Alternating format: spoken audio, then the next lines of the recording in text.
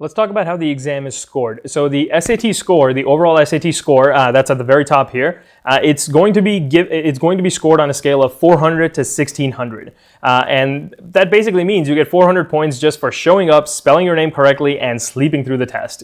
So you get a minimum of 400. Of course, you don't want to do that, so don't do that. And of course, the highest score, which is you basically answer every single question correctly on the exam, with the exception of maybe one or two in a given section or so, just depending on the exam scale itself for that particular exam.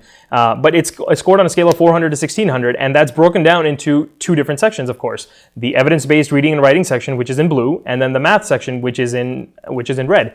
And for each of those sections, you get a score between 200 and 800. So 200 to 800 for reading and writing, 200 to 800 for math. And you add those two up for a total of 400 to 1600. So hopefully you see that. And then under the evidence-based reading and writing section, you have a reading test and a writing test. The College Board actually assigns separate scores for the reading test and the writing test.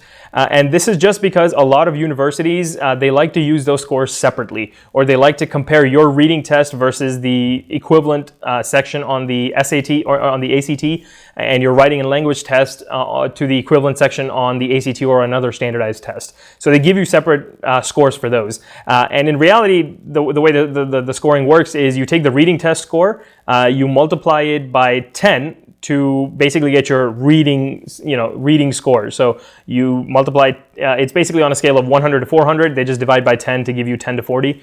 And same thing with the writing and language. So it's on a scale of 100 to 400, divide by 10, so on a scale of 10 to 40.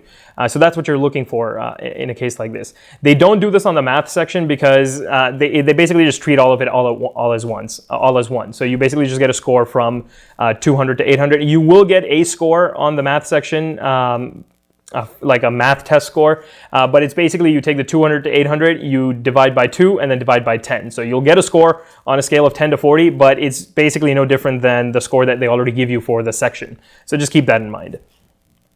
You're also going to get subscores. Now, these subscores are created to inform the college or university, or the student at least, on the kinds of questions or the categories of questions that they are having trouble with. So I'm going to go through the 7 different subscores here with you. In the blue, the subscores are from the reading and writing section. So the evidence-based reading and writing section is in blue. And then the red portions, the red subscores, are from the math section. So words in context, this is your understanding what a word means within the context of a sentence. So they may ask you a very simple question like in line 35, the word charge most nearly means what? And the word charge can mean anything. You could charge your phone. You could charge someone a fee. You could charge someone with a crime. You could charge at someone. It could be anything, right? So that's what they want to know. They want to know if you understand the meanings of words within the context of sentences.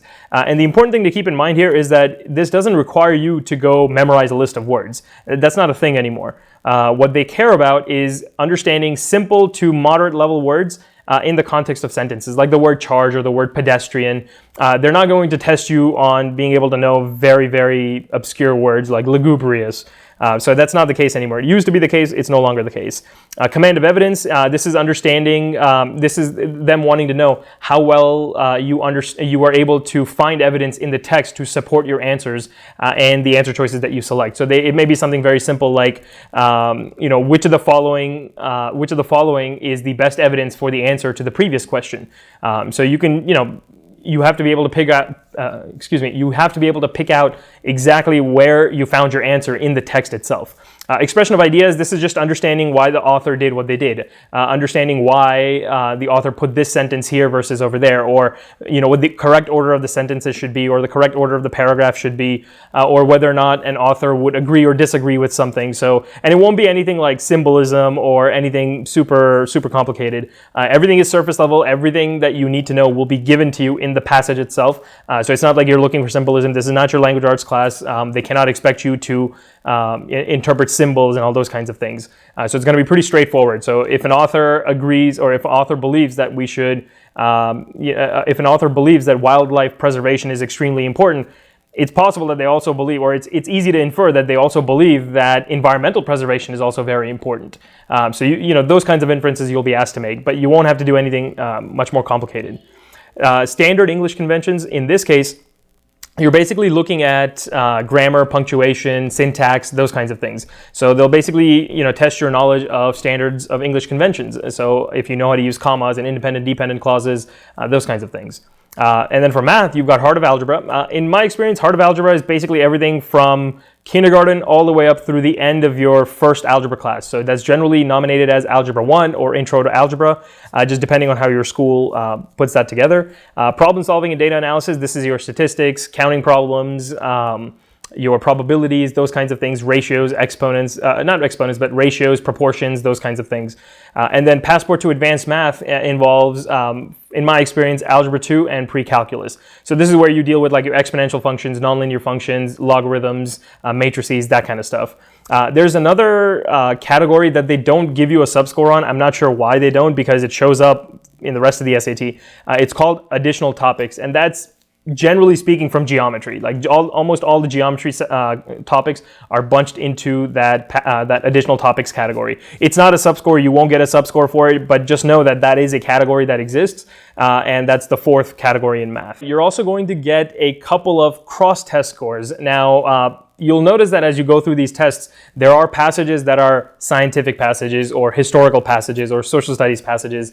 And what they basically do is they take all the questions that they deem as an analytical for science, and they'll put all those together and give you a score for how well you did for your analysis in science. And this can come from the reading section or the writing section or even the math section. And you'll get a score for analysis in science, and then you'll get the same for analysis in social studies and history.